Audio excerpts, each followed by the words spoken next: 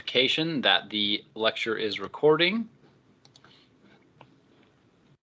And you should also now see the lecture slides. Those of you with your camera on, Brady and McKay, can you see those lecture slides? Can you just give me a quick thumbs up or thumbs down? Perfect. All right. So if I ever start going into talking about lecture content, a chapter or whatnot, and you don't see that I've started the recording, please do try to remind me. I do tend to forget that, but it's a very useful tool for students to have these recorded. So if you could help remind me, that would be awesome. All right, so to begin with, I wanted to give you a little introduction of who I am. I'm Professor Brian Riches. I am your instructor for this course. So this course is 111, Psych 111, and it's 409. This course is 409, and it goes from 10 to 11:20 essentially every Tuesday, Thursday.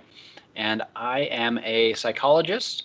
I have my bachelor's in psychology, my master's in psychology, and right now this semester is hopefully going to be my last semester of my PhD program in positive developmental psychology. So I know a lot about developmental psychology. I really like it. Otherwise, I wouldn't have done so many years of work for a PhD in it. So that is who I am. I have a lot of research experience. So most of my research is around heroism, prosocial behavior, purpose in life, and especially around people from about 12 to 30, helping them increase their purpose in life, their prosocial behavior, those kinds of things. I've taught both here as well as Cal State Fullerton, both in person and online and in this kind of broadcast setting before. So I've used Microsoft Teams before to do this and deliver classes. I've also used Zoom in the past. So if this doesn't work, for anybody, for example, I had a class earlier today where a student uses Teams for a lot of for their job, and their account was having troubles only connecting to this versus their work accounts. So if they're not able to figure that out, for that class, I'll probably move to a different platform. So if there's problems like that, we have that flexibility. So I also have applied work experience in the field of psychology. So as I say these things, you might think, oh, that might be something I'm interested in, or I'd like to know more about that. Feel free to send me an email or talk to me in comments during class, because I'll bring these kinds of things up. So I did ABA therapy for children and adolescents in between 3 and 18. So for that, I worked with the individuals, with their families, with their schools to try and help them and change their behavior or do better in school, those kinds of things. So a lot of my research has been focused in developing positive developmental interventions. So increasing purpose in life, increasing prosocial behavior, increasing people's engagement in their communities, those kinds of things. So most of that's been focused around age 12 to 30. Yeah. So this is my family. I have a wife and 2 kids. So Teresa's my wife, and then Chloe and Malcolm are my kids. So I think in these pictures, Chloe looks a little bit like Wednesday Addams. She looks like a little like she's going to pull a prank on us or try to do something like that. She's a silly kid. So I have that applied experience in development as well, and that my children are developing. So little guinea pigs for the things that I've learned in psychology. So with that being said, that's me. I've been working in psychology for quite a few years. So sometimes I'll use professional language that you might not understand. So essentially words that are in the field that you haven't read in the book or you haven't come across yet. So feel free to ask me what that means. Raise your hand, ask in a chat comment, be like, hey, can you repeat that? I really didn't understand what you said. So I will try to repeat it again in words that you understand, just because I'm used to sometimes talking in the more professional or academic language, which essentially is just bigger words to say more in a shorter time. So I'll break it down for you. All right, so with that being said, before we go into the syllabus, since only one student has used Microsoft Teams before, I do want to show you a couple of the features of the Microsoft Teams. So it looks like most of the students in the class are here now. So you should be able to see, this is the team screen that I see myself. As you can see a few students. So depending how many students have their cameras on, it pushes generally 4 cameras to me at once. So if there's more than that who are using their cameras, I might not be able to see. So one useful tool is down here, raising your hand. So when you raise your hand, I will be able to see here in the bar that your hand is raised. I can call on you, answer questions, things like that. Another thing is this conversation feature. So this is where you could post questions. So you could say something like, I have a question. And then everybody will see that. You should see that on your own end right now as well. So you can also mute yourself here. Probably your default throughout most of the course should be to have yourself muted. When you have a question, unmute yourself, raise your hand, and then you can use your camera, your microphone to ask that question. But generally, probably keeping yourself muted is good. You can also turn your camera off or on this way. I do like students to keep their cameras on. You don't have to. It's not a requirement to keep your camera on throughout the class, but it does help me see faces, see if you're confused, see if you're interested in a topic, so then I can focus on things that you might be confused about, or if I see everybody's getting really bored, then I can maybe move on quickly or something like that. So having your cameras on can be really helpful for me. So I would appreciate it, but it is not a requirement. The only time it is a requirement is when we move into small group meetings. So to find your small groups, you would just click on the Teams function, and with how few students we still have in this class, I will probably make fewer groups. So here there's a group for students that's names start with A through E, or last name start A through E, F through L, M through P, Q through Z. So when I say, hey, break up into small groups, that's where you'll go. I'll probably cut this down to 3 groups with how few students we have in the class though, just so that there's enough students to interact. So when you're in those small groups, and how you get to those again, from the main page, you'll click over on Teams. On your app, it might be in a different place too. So you'll click on Teams, and then you can click on this smaller group. So you can jump into F through L. So that's how you'll get into your small groups, and in those you will be required to use your microphone, your camera. If they're not working at the time we're doing a small group activity, sometimes that happens. Earlier today my microphone wasn't working for a little bit, so I understand that happens sometimes, but it is required, but I understand technical difficulties do happen. So for the general class, you don't have to have your camera on. I do like it if you do, but again, that is up to you. All right, I think that is all the features that I wanted to show in Teams. So now that you've seen things like the chat box and raising your hand, are there any questions that you have? Feel free to put them in the chat box. Feel free to use the raise hand button and let me know.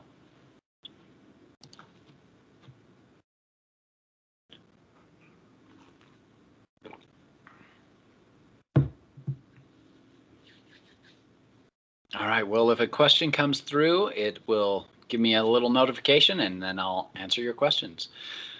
For now, let's jump into a little bit of the syllabus. So I do want you to read the entire syllabus. That's probably one of the first things you should do in any course that you jump into. But I'm not going to read this to you word for word, this whole thing. I'm going to highlight a couple key points that I definitely want you to know. Really, you should know the whole thing, because a lot of questions that students will send are often answered in the syllabus. So the first big thing is your textbook. So your textbook is already accessible to you. You don't have to buy anything more. Your course fee has already paid for it. The textbook is an online connected version of this book, Essentials of Lifespan Development. So there is an ISBN number, so you could buy a physical copy if you wanted to, if you thought that would be useful for you, if you'd like a paper copy. But you right now, through Canvas, you do have access to the full textbook. So some of you might be new to Canvas. You probably at least logged into Canvas to get here to the class.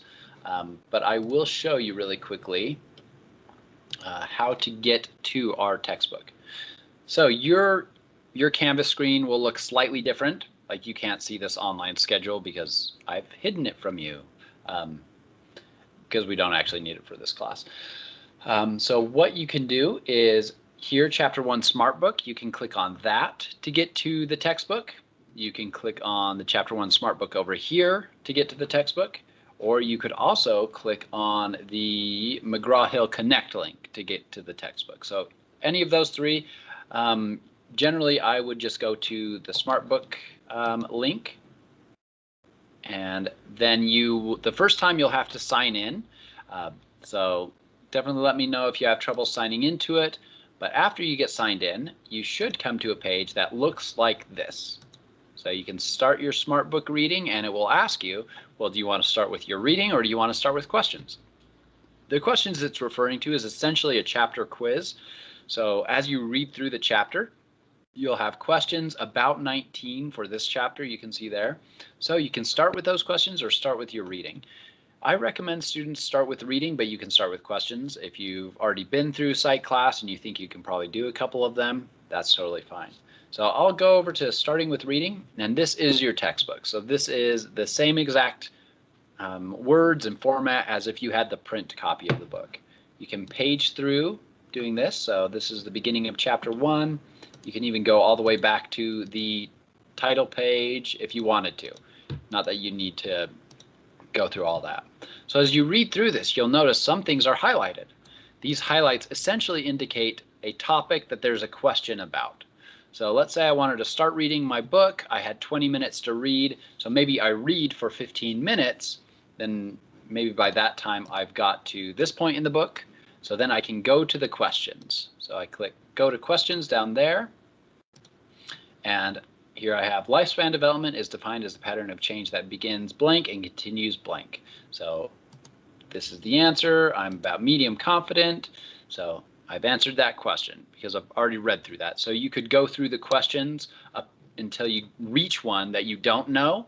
And then you can say, oh, well, I don't know the answer to this question. So you can go back to your reading through either here, read about the concept, or down here with this little link to reading. So I'm going to say read about the concept, and that will jump me straight back to the content in the book about that.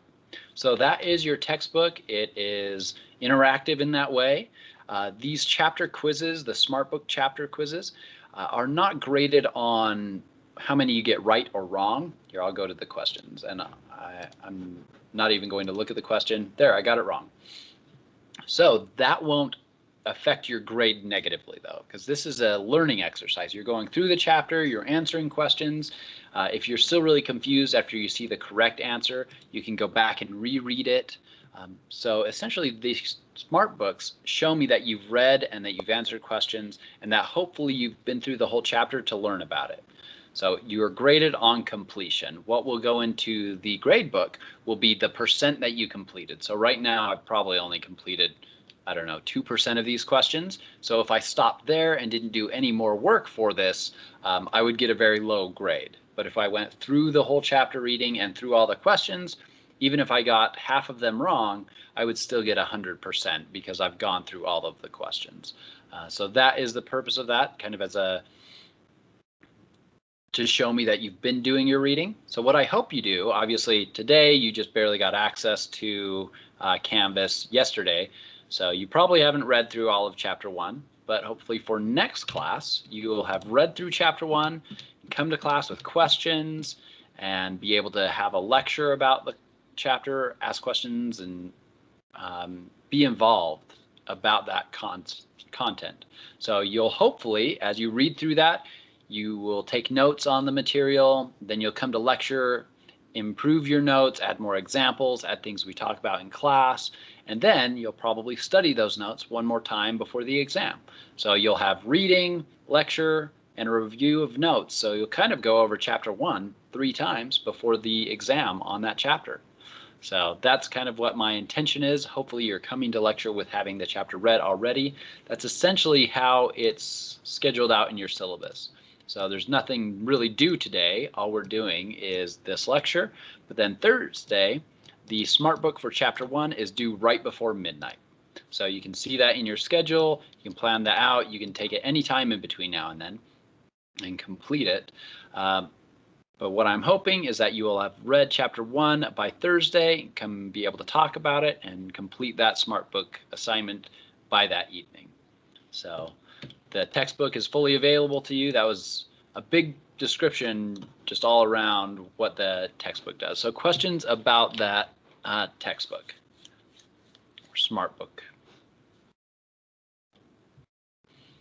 All right, well, some other key things that you need to know for the syllabus, definitely the support for Connect. If you're having trouble logging in, they can probably fix it.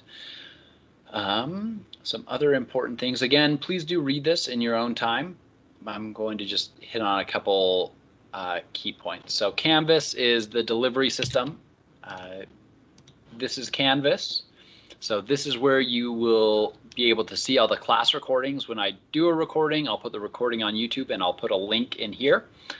So you'll be able to get that. If you missed a class, generally those will go up, probably this semester they'll go up the same day is my guess, but it might be the next day. It just depends how quickly it renders and gets delivered through YouTube. So either the same or the day after, you'll see those videos up. This is where you'll submit all your papers. So you have a midterm and final papers. So you'll turn those in there. So at the end of Unit 2, there's a midterm question paper. You'll click there and upload it there. And we'll talk about that question paper in more detail as we get to that point. Your exams are through Canvas as well. So exam 1, you shouldn't see exam 1 on your end yet. But when it's time for exam 1, it'll appear. You'll click on it. And you'll be able to, on your own time, at a convenient place and location with good internet connection, you'll be able to take the exam. This exam, just to give you a little heads up now, is you'll have a 90-minute time limit. It's all multiple choice. There's about 65 questions for it. So 90 minutes for 65 multiple choice questions over chapters 1, 2, 3, and 4. So that is essentially where most of our course work goes through. And then this Microsoft Teams area is kind of like our classroom. So just like we would have a classroom at the campus, this is our classroom. This is where we meet, where we discuss, where we have group meetings. This can also be where we do office hours. So while our class goes from 10 to 11:20 on Tuesdays, Thursdays, if you want extra help, extra support, if you have questions, if you want to review before the exam or after the exam, email me and we'll set up a time that we can meet here in this space and we can go over anything you want. So that same place you saw the small group teams right here, if we're doing office hours, you'll essentially see an office hours room there. So we can have office hours this way. So that'll be useful. For email, you can email me here through any email to contact me, or you can email me through the inbox in Canvas. So I generally see the inbox in Canvas first and then check just in my work schedule. I generally do see the inbox in Canvas first, so that might be the quickest way, but you can email me at this email as well. All right, other important aspects of the syllabus. This is a netiquette policy, basically an etiquette for web delivered classes. Most of it is going to be common sense, don't type in all caps, it makes it seem like you're yelling, those kinds of things. But definitely do read through these, make sure you understand and can be respectful of everybody in the class. With a 3-credit-hour course, we're spending 3 hours in class, basically an hour and a half today, an hour and a half Thursday. So that's 3 credit hours in a class meeting. You should also budget about 2 to 3 hours outside of class to do things like your chapter reading, quizzes, papers, things like that. So total time each week, this class should take 5 to 6 hours of your time. So some weeks it'll be a little less heavy, some weeks it'll be a little more. You might do more studying on the final or on an exam week, for example. Plagiarism is one thing that I always hate dealing with. So definitely be sure to review the Student Code of Conduct about plagiarism. There's a couple links here, because one thing that often happens, most often when I deal with plagiarism, it's not intentional plagiarism, it's unintentional. So it's a student using material from a source and they're not citing it correctly. So that's usually what I have to deal with. Very rarely do I have to deal with students who are intentionally plagiarizing. So for your papers especially, to make sure you're citing correctly, you can use these little quizzes to see if you know how to cite correctly. We'll talk about citing as we get closer to writing those papers as well. But yeah, it's never fun to deal with plagiarism. It's something that if I see it too many times, I have to report it. So definitely don't want that to happen. Here are the grade percentage breakdowns. So you can keep track of your grades. You can calculate your final projected grade using this as well. I also have my rounding policy here, so if you're interested in that. The SmartBook assignments, that's the chapter quizzes that you do as you go through. The question papers, you'll have a midterm and final question paper. So as we start this course and really get into content, think about topics that you're interested in, things that we touch on or talk about, like today so far. I've mentioned heroism, pro-social behavior. If that's something of interest to you, you might decide to write your midterm paper on that topic. So it's a good one. So with that, think as we go along about topics that you're interested in, topics that you'd like to learn more about, things that you have questions of throughout the course and you'd like to dive more into. That would be a good thing for a question paper. These group discussions and activities, these are the small group activities that we'll do as a class together. So here as a class, we will have some time to be able to have small discussions. We'll probably do that next class period, and there were some points as well. So being there, present, being involved is important for those. Your signature and assignment and reflection paper, don't worry so much about those right now. That'll happen at the very end of the semester, and it's really easy, so don't worry about it. A few important dates: the last day to add class, the last day to drop a class with a 100% refund, and the last day to withdraw. So keep those in mind as you're planning out your schedules if you're adding and dropping classes still. All right, this is one of the most important pieces of the syllabus, is our course schedule. So you can come here and see all the due dates for the rest of the class. You should be able to see the due dates in Canvas as well, but you could definitely find them here too. So you'll be able to see that Unit Exam 1 opens on Friday, February 5th at 12:01 a.m. So basically right as soon as it becomes Friday, that exam will be open, and it will close that following Saturday just before midnight. So it's open essentially 24 hours. Or 48 hours, sorry. So you can pick a time that works with your work schedule, with things you have planned with your family. If you already know you already have a big family vacation or a wedding to go to during this time, I can definitely open up an exam early for you.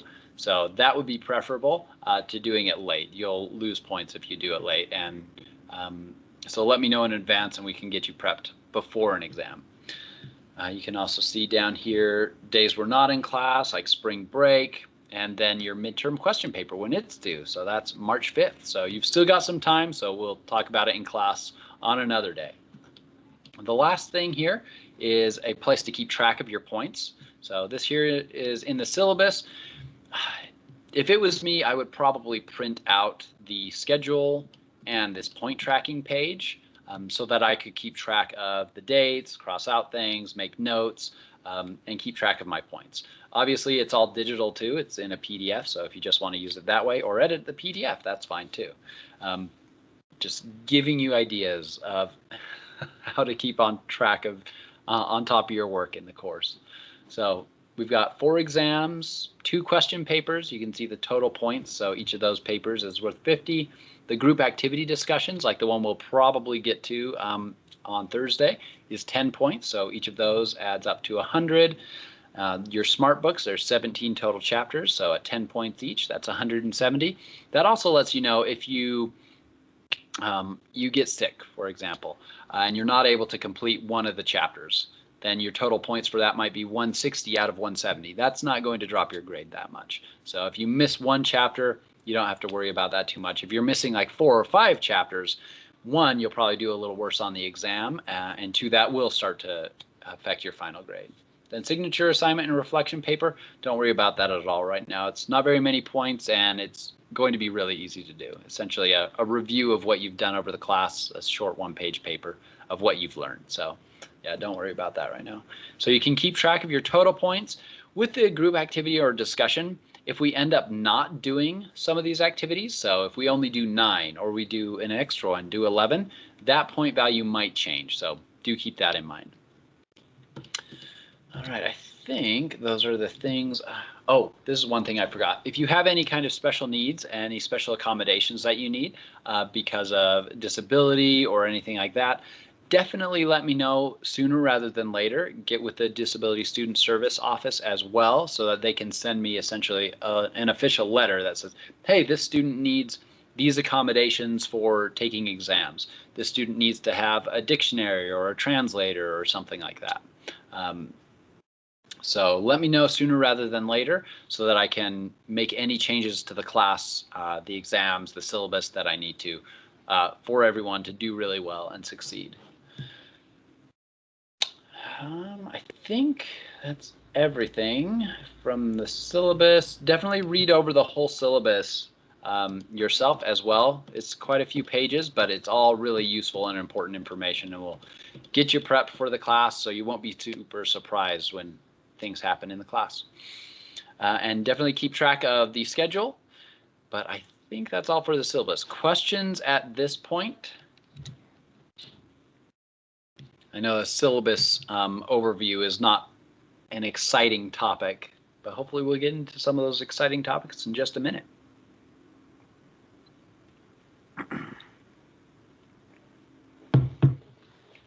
All right, so the next thing I want to do, and we have a small enough class that I think we can do this in big groups rather than in this big group rather than small groups. Get your camera and your microphone ready and prepped. You can keep them off for right now, but make sure they're working. To do that and see, for example, which microphone it's coming from, you can click on more actions and see show device settings. So I have a couple microphones. One is on my webcam and one is in front of my face here. So choose which microphone if you have more than one, that kind of thing. So make sure it's working because essentially we're going to do some introductions. Shouldn't take too long with only a few students. But what I'd like you to do is tell us your name. Based on your favorite color, answer one of these questions. So let's say blue is my favorite color. So I would say, what's your favorite holiday? So, and then what kind of psych subject you're most interested in. So I'll give an example. Hi, I'm Professor Brian Riches. My favorite color is blue. So my favorite holiday is actually Halloween. I just think it's a lot more fun and less stressful than other holidays like, say, Christmas. I feel like people are sometimes more giving on Halloween, just giving out candy and having fun party time and less family fights on Halloween. So that's my favorite holiday.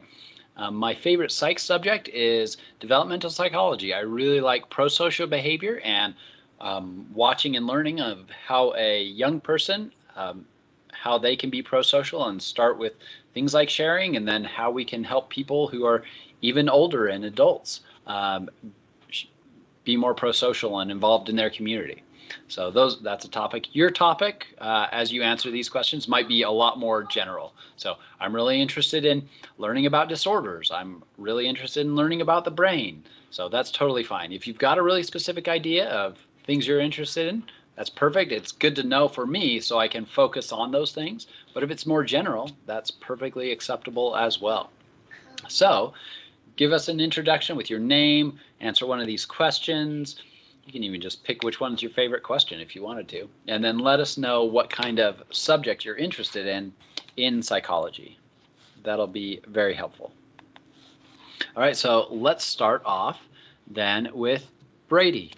Go for it.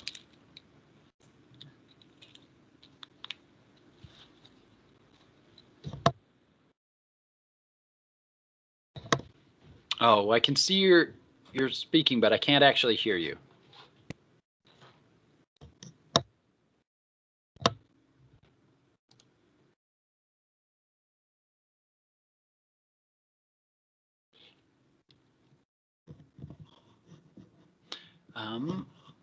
You can feel free just to use the meeting chat. So like type your answer in, because I'm still not able to hear you. I wonder if it's on my end, if I've muted you. Let me check. Doesn't look like it.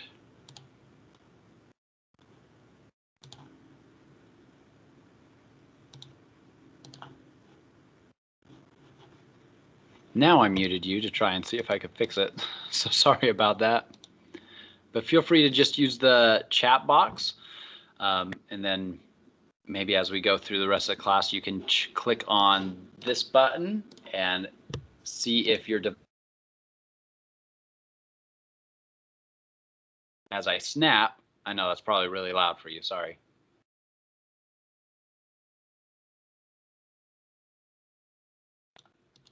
So check that, and then you can have that fixed.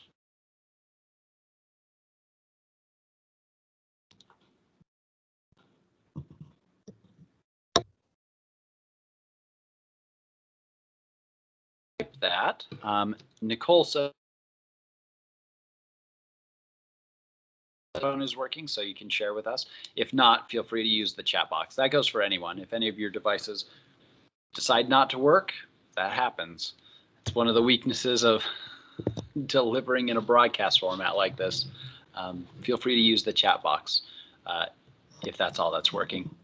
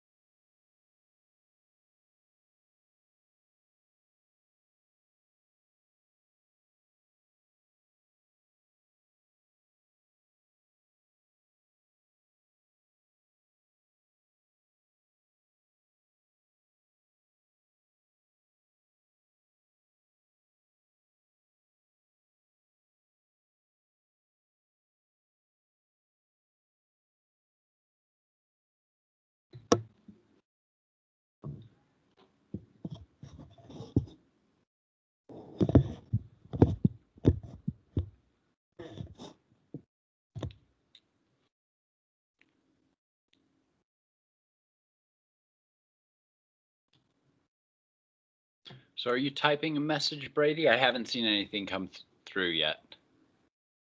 Perfect.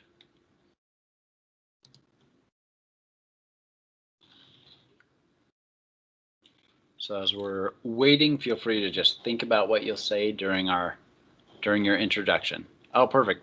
That's probably why you typed a pretty long message. So thank you, Brady. Okay, something wrong with privacy settings. So at any time you can come into the classroom area. So it's open to you at any time. If you wanted to do even a study group with other students, say meet with 3 other students, you could meet here in this classroom space. It doesn't have to be only when I'm here. So feel free to come later on or right after class and see if you can fix privacy settings, or later on in the class you could even meet with other students, sending chats or doing your own video meetings with other students for something like a study group. So that's not something I mentioned earlier, but definitely for you. So music, your favorite type of music is soul or R&B, and subjects in psychology are development and how the environment can affect how someone develops and mental illness. All right, interesting. So soul music, good choice there. And then for development, a couple specific areas. So how the environment might affect someone, as well as the development of mental illness. Really good.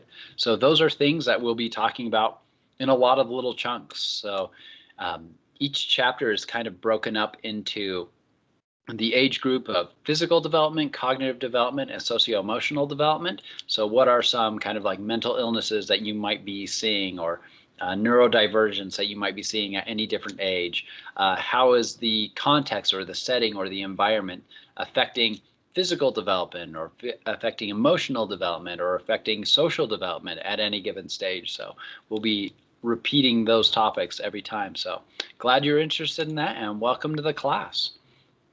All right, let's move to McKay then. Go for it. All right. Can you hear me? Okay, perfect. My favorite my favorite color is blue, so my favorite holiday I'd have to say Thanksgiving. Just the opportunity to gather around with family and joke and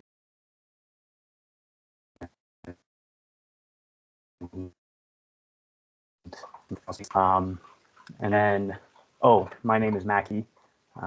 It's spelled kind of funky, but it is pronounced Mackie. So just that little tidbit. And the psych subjects I'm most interested in would have to be like the development of a child throughout their growth, like what would happen in their youth to cause them when they're older to react to certain situations in a certain way. Thank you. And so Mackie, thanks for letting me know how to pronounce your name. So I apologize. I will probably mess up names today, but hopefully after today, let me know how to pronounce your name properly. And so or if you go by something different than is displayed here. With that being said, sorry, maybe think of that tangent. You can, through Canvas and through IT, get your name to display differently here in Microsoft Teams as well as Canvas. So if you go by a different name, or say your middle name or a different chosen name than what's displaying here, that can help everybody. Like definitely tell us now, and we'll use the right name and right pronunciation, but that's helpful too. And there is that option. So child development is essentially what we're going to start with. We'll start with some basics of developmental psychology. We'll start with actually prenatal development. Then we'll go into child development, and then we'll watch how some of those same patterns and things change throughout the lifespan and how different aspects might change later on. So good class to be in then. All right, thank you. So let's go on to Nicole.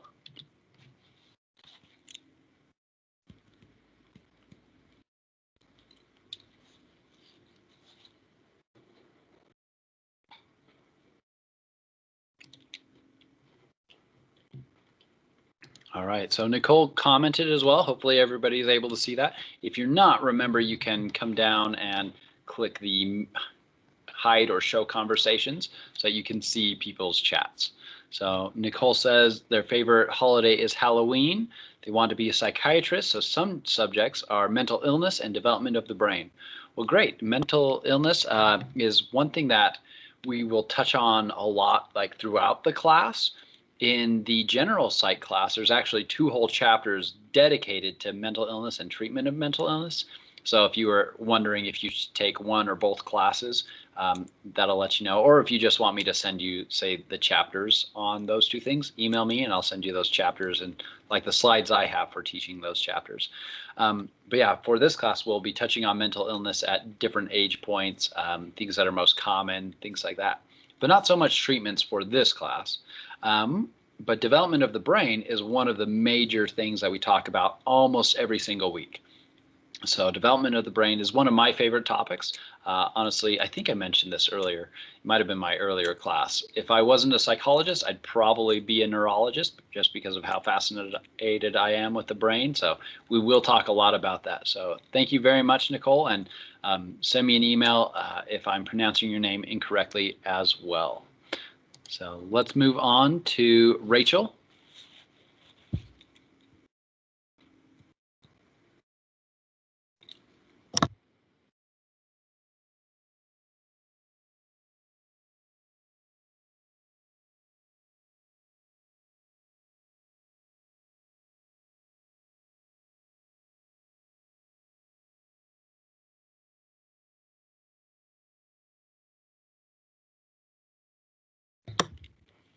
So it's possible Rachel is typing a message right now. So if so, no problem. Oh, there we go.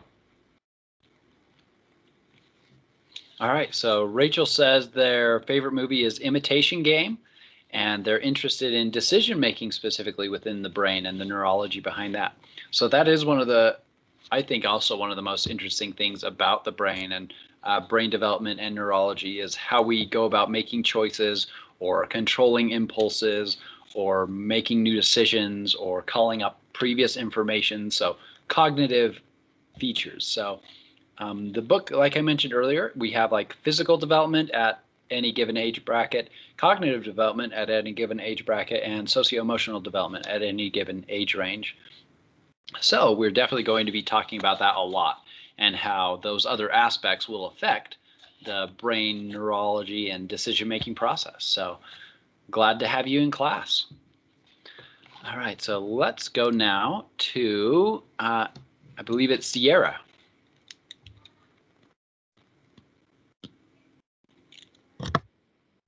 Hi, can you hear me? I can, yeah, perfect. Okay, awesome. So, sorry, I'm out and about. I didn't realize anyway, I kind of double scheduled some things. So, but I'm here, I'm paying attention. Thanks for being here. Thank you. My name is Sierra, and I'm going to choose red. If I could live anywhere, it would be Puerto Rico. And that is because we are traveling abroad next semester and moving there. And I'm so stinking excited. And then my favorite psych subject, I'd have to say anything that, it's really hard because I find it all super fascinating and everyone's talking about childhood development, which I think is super interesting. But I think I'm not a parent yet, but I'd like to be eventually. And I think that it's just really interesting to see how a parent treats their child and how they develop, how that affects their development. Sorry about the beeping. No problem. But yeah. Yeah, thank you for being involved. I'll actually have to be going to that same store later today. Good. I have a light fixture that broke, and I need to pick up the new one, and probably some pieces for a broken sink as well. So That's awesome. We own a home improvement company. Me and my husband do. So we just booked a gig today while also I had a class. So Home Depot it is. no problem. Thank you for participating. I appreciate. You're welcome. Thank you.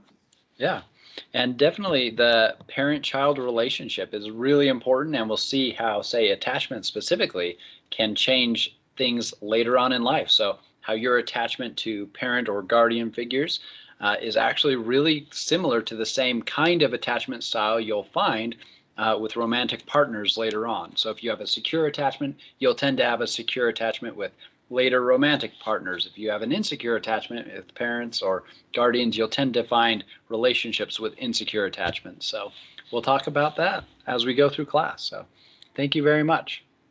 All right, let's go to Tamara.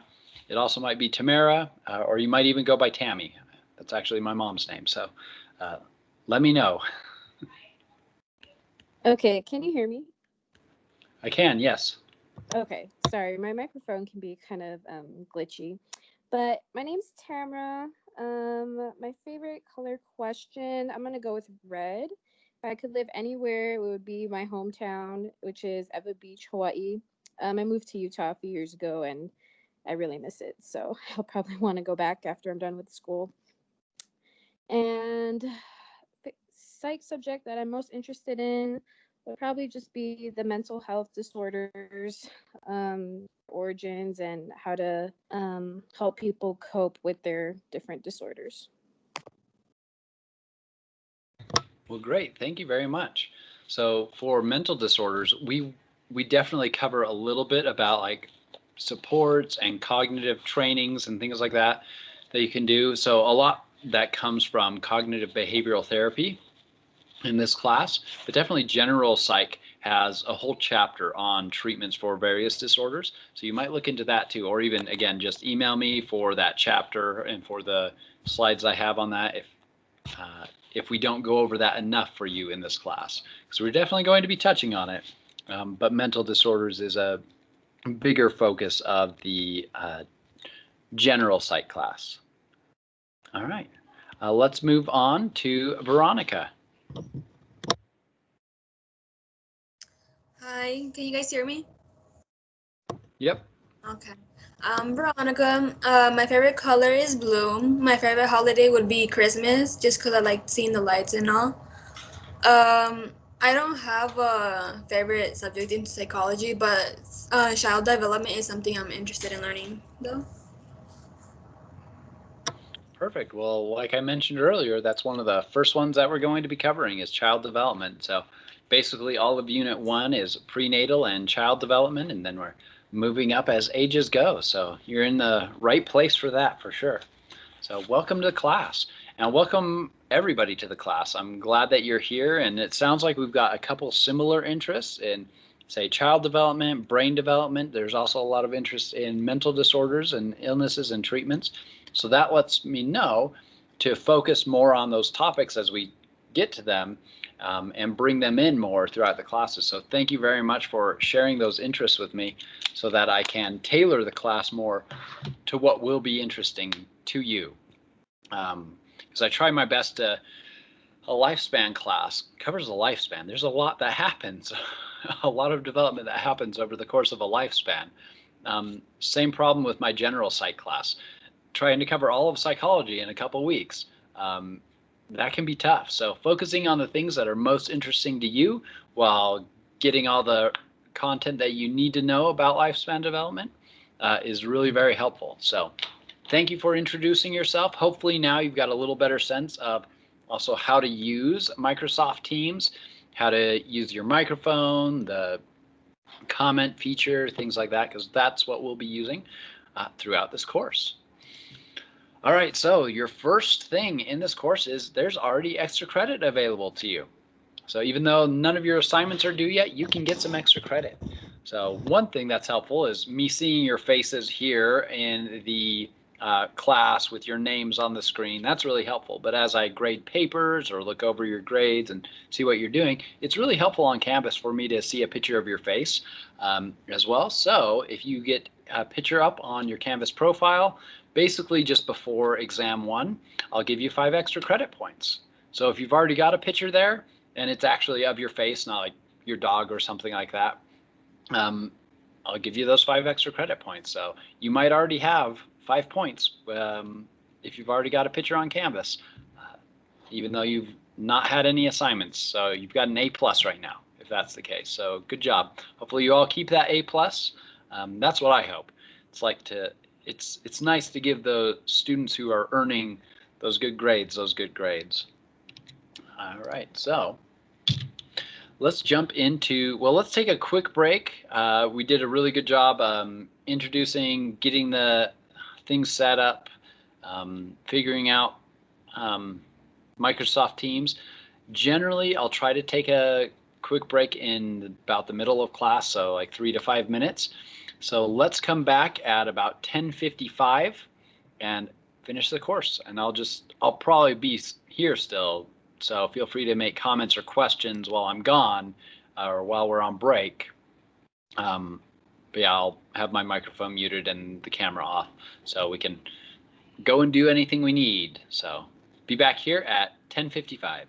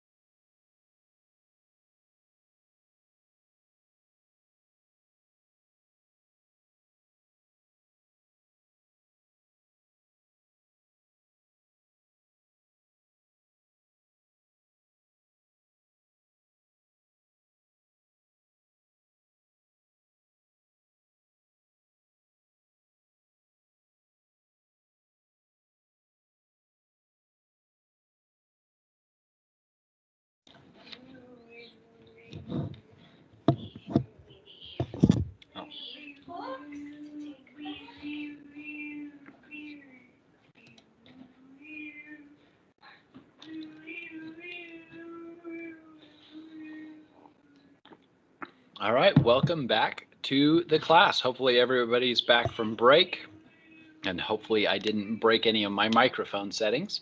So if you cannot hear me, I mean, if you can't hear me, you probably won't hear me saying this, but give me a comment or let me know so that I can fix my microphone. All right, so I wanted to show you really quickly where to find the lecture slides.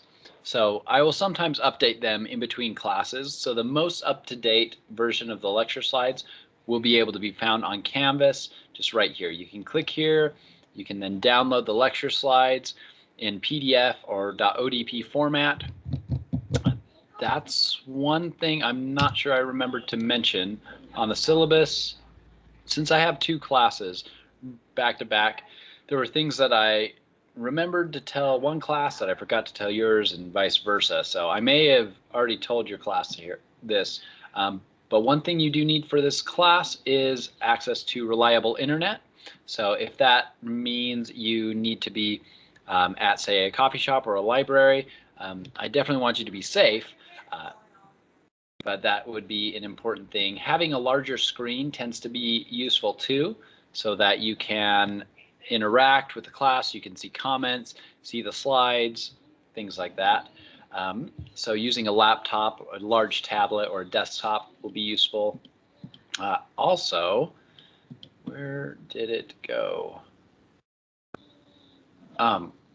Yeah, a word processing program. So you do all have access to Microsoft Office Online through Slick. So you can, in your Outlook email, you can click on the menu button. That's one way to navigate to like Microsoft Word Online.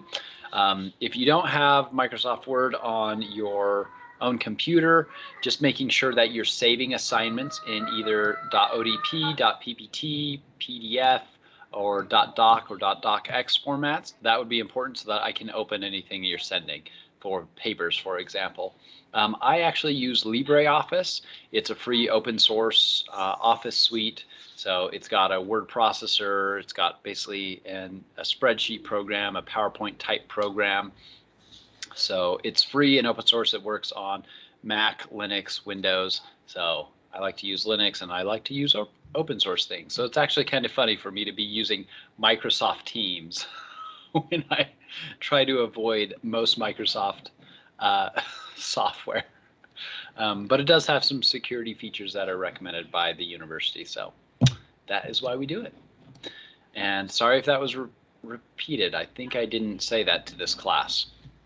All right, so again, during class time, it is great if you keep your camera on so that I can see you, see your faces, see if you're interested in a topic that we're talking about or not. But again, it's not required in just normal class lecture time. So thank you very much for turning your camera back on. I appreciate that.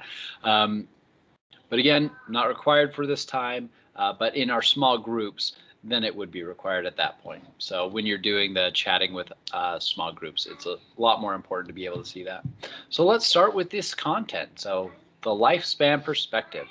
The big point here is that development happens over the course of your entire lifespan. So from conception all the way to death, there's always changes happening. So development is really just that pattern of change. So that change can be increasing capacities. It could be capacities that are decreasing. Also, development looks at the maintenance of capacities. So why would it be important for you specifically to look at development through the entire lifespan? I know a couple people had interest in child development, but why is the whole lifespan important, or might it be important to you specifically?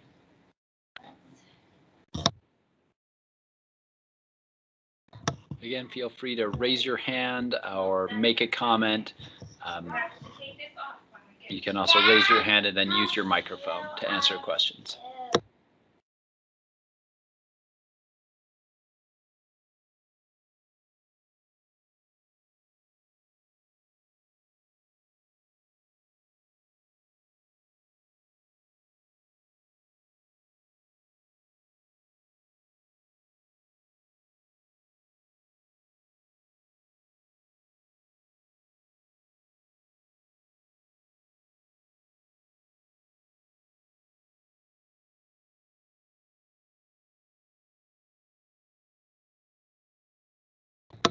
we had a comment earlier about child development being interesting because the student was thinking about having children in the future. So why would it be important to look at development in adulthood or late adulthood?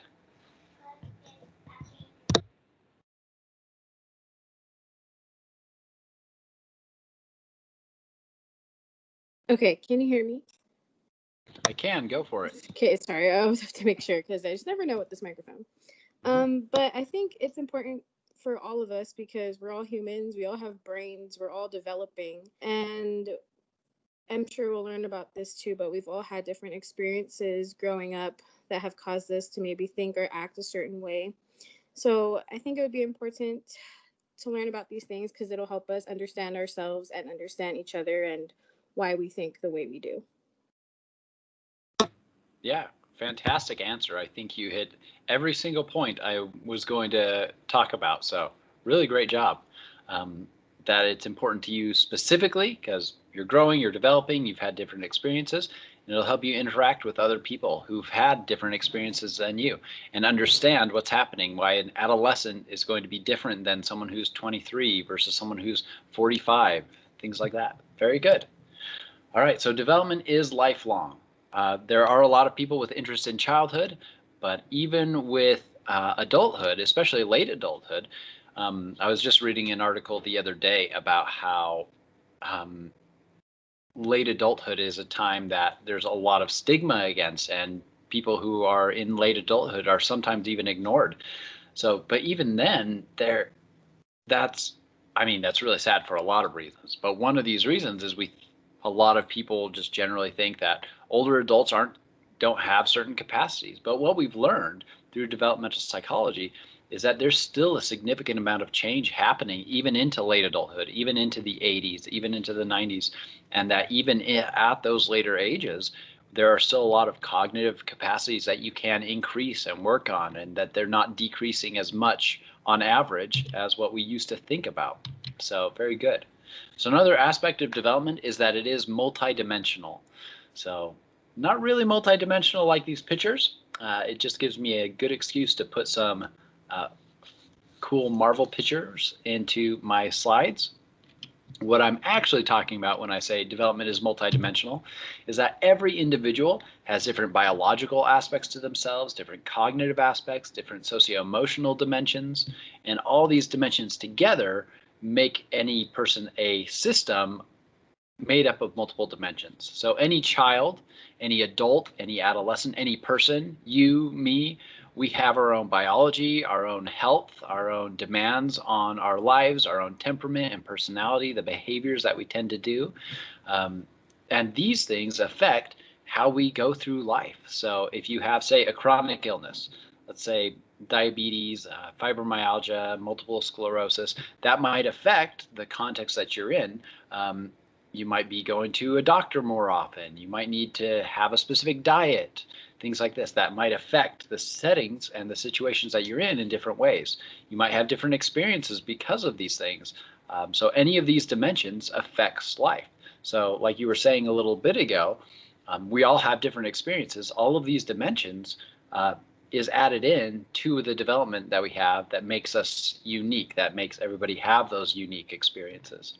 So that's what we're talking about, multidimensional. You can think of any person, yourself, me, any person that you know, as a system of development. They have these multiple dimensions and they're developing over time. Some things are growing, some capacities are diminishing, things like that. So with that growing and diminishing, development is multidirectional. At any given point in life, we might have some capacities growing, we might have some shrinking.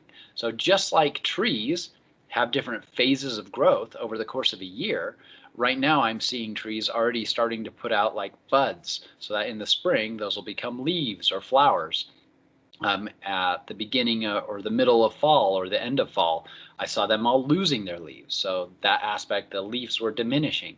In similar ways, humans do the same thing. At different times of our lives, some capacities can or do increase naturally, and some are going to be diminishing.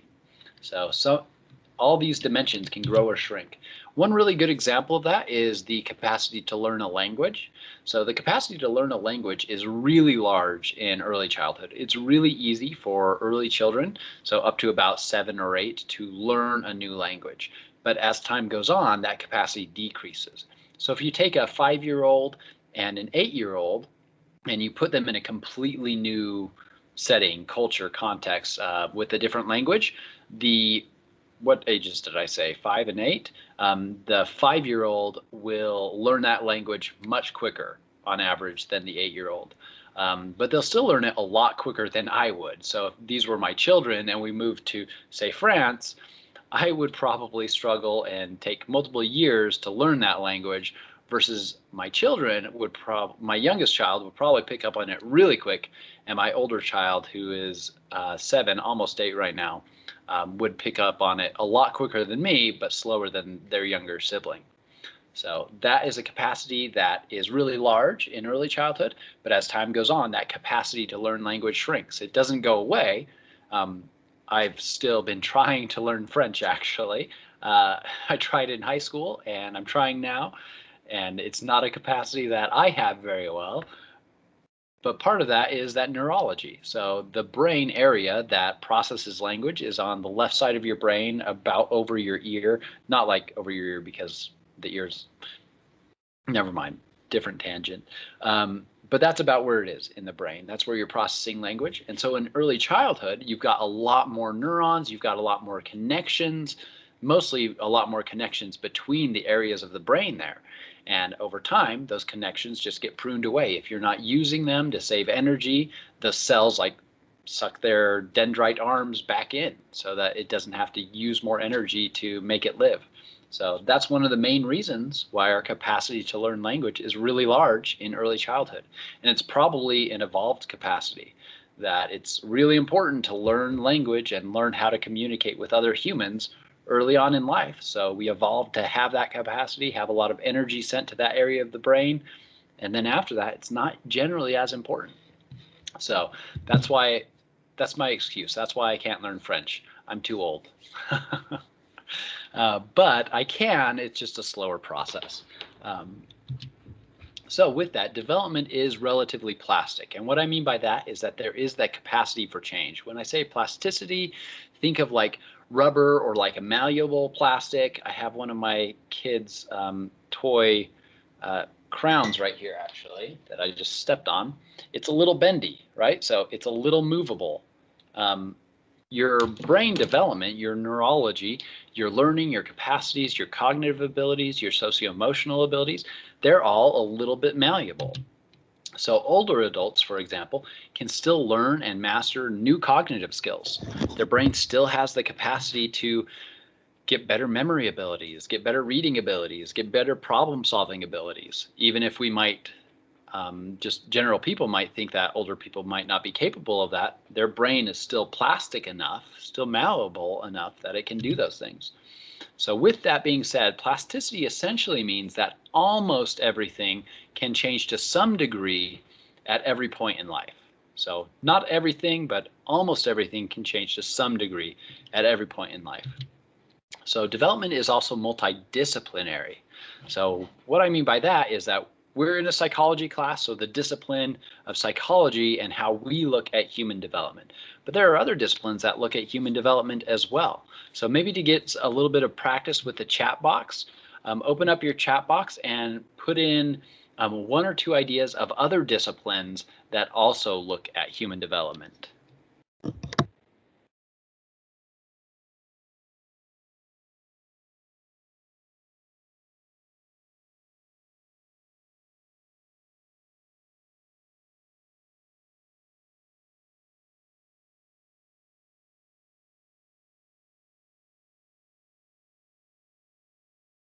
So hopefully I'll start seeing a couple answers streaming in for other disciplines that also look at human development.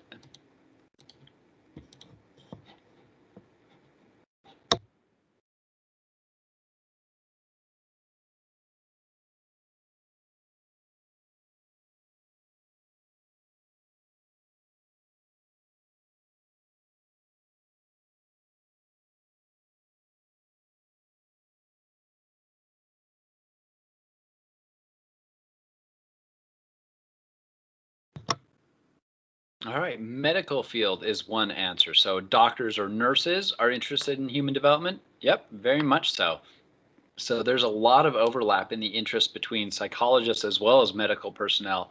So we definitely cover some physical development. They probably emphasize the physical development, but they also are worried and care about that socio-emotional and the cognitive development as well, especially depending what kind of doctor or nurse and focus they're having and specializing in. Very good.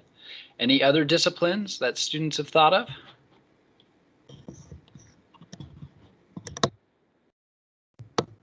Yeah, philosophy for sure. So a lot of the first tested ideas and theories and hypotheses in psychology, most of those came from philosophy. Actually, right now, there's been a big move to try and be more cross-cultural in psychology. For a long time, it's been very Western, very really US and Europe centric. And so more recently, there's been an emphasis on, well, looking at philosophies from Asia or India or Africa and looking at how those might inspire new questions or new theories in psychology as well. So, yeah, a lot of overlap there. In some humanistic psychology, in large part, is kind of the humanistic philosophy put to science. So, really big overlap there. All right, any other disciplines that also care about human development?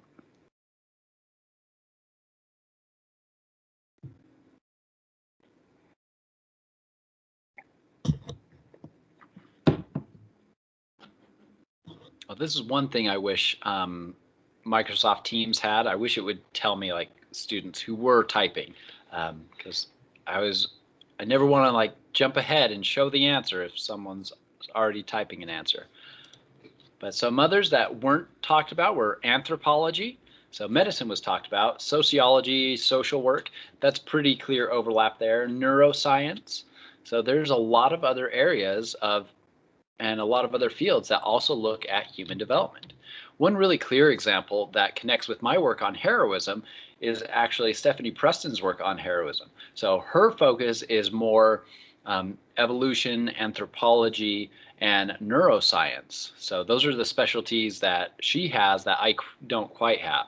So we both look at heroism. She looks at, well, evolutionarily, what kinds of capacities did humans evolve to allow them to do pro-social behavior. So, for example, the capacity that mammals have to care for their young, how does that then expand to others outside the immediate family?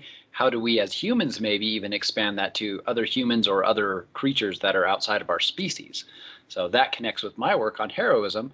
So I work with other people in other disciplines to get their expertise. So it would be really fun and really neat if I could get a PhD in neuroscience, psychology, and anthropology, but that sounds like a lot more student debt than I want to take on. A lot more time as well. So I'll definitely do some more work in neuroscience as I continue on, but one PhD is good enough for me right now. Thank you. But that's why we work with other disciplines. It's because any one person can't know everything about a topic. So I work with other people. I work with political scientists as well who look at heroism. So these are some of the disciplines that I myself work with, and psychology and developmental psychology works with all these as well. So to answer any given question in this field about humans, we need to work together with other people with other expertise. So development is also contextual. So we've touched on this a lot of times today. Context basically means setting. So the setting of this individual, we saw the zoom area of this model. And now it looks like my internet just dropped for a second. So hopefully it's not losing. So hopefully it was just for a second and not for a long time. So I apologize for that. So the child, we saw the dimensions within the child, they're in different settings. So they have a parent or parents, they might have their own social network, they might be going to school, whether it's preschool, elementary school, middle school, a private school, a public school. So these are all different settings that are affecting their development, that's changing how they're interacting with people, the people they are interacting with. the child will influence their parents, the child will influence their peers will then influence the child, or the parents will influence the child. So you can see there's all these bi-directional arrows. So a child influences the parent influences the child. So if a child,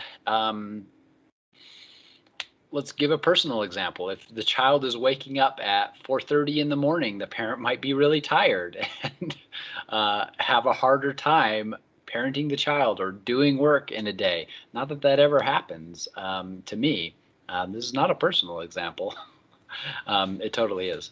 And then, so that will affect how I parent that child who's waking up at 4:30. It's maybe at 4:30, I can't be quite as engaged as they might need me to be. So that might lead them to then interacting with me in a different way. So there's this bidirectional interaction. Same with the community. If there's certain supports in a community, it might lead to better protective factors or some risk factors for an individual. So each of these is aspects of the context and the community, the society, and the broader culture. Everything's kind of under those bubbles. So thinking about these settings, family, school, peer groups, church, city, neighborhood, all of these contexts can affect how people change through time. So think in your own life, how have one or more contexts affected you?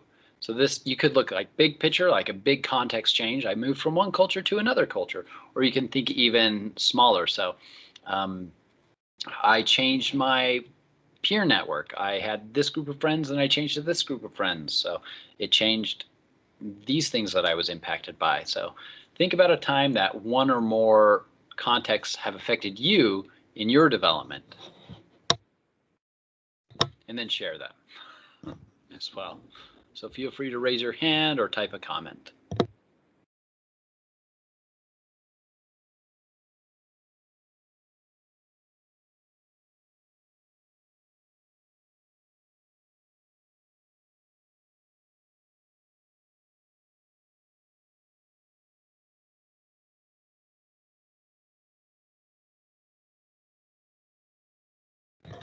Yeah, a really good example of parents getting divorced. So that would change the context. So you might not have maybe as much access to that one of those sides of the family, or maybe the relationships change between people.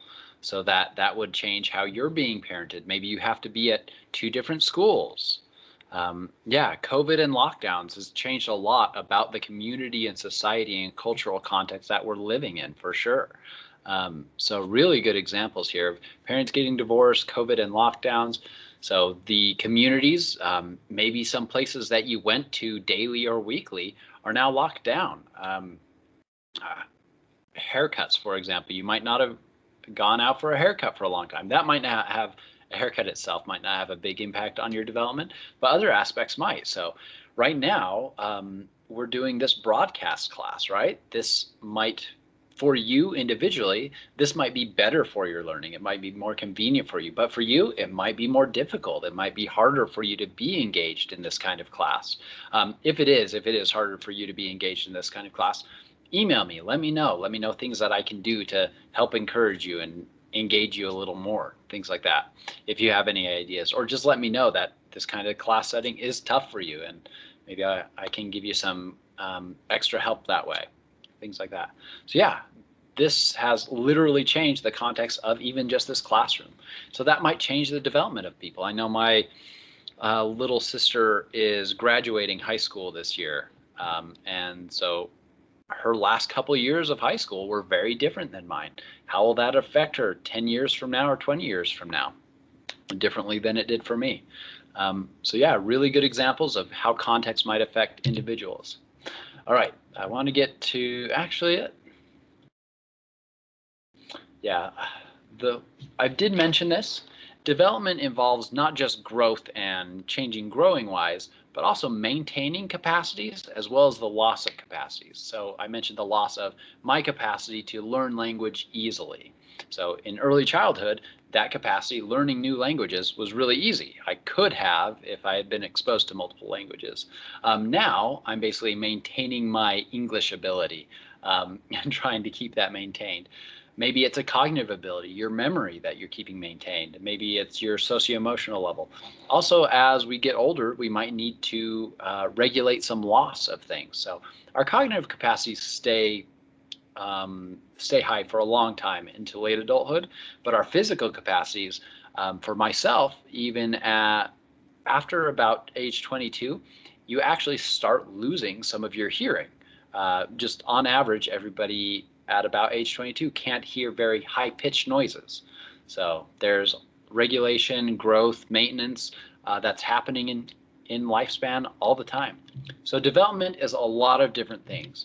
Your own biology, your culture, your context, the parents, the peers, the people that you're involved with. So development is a lot of things. And that's what we're going to be covering in this class. So this is a pretty good place to stop, especially since the time for class is over now. So thanks for being here today. If you have any questions or troubles with your microphone, getting into the Connect book, anything like that, send me an email and I'll see you back here on Thursday. So thank you very much.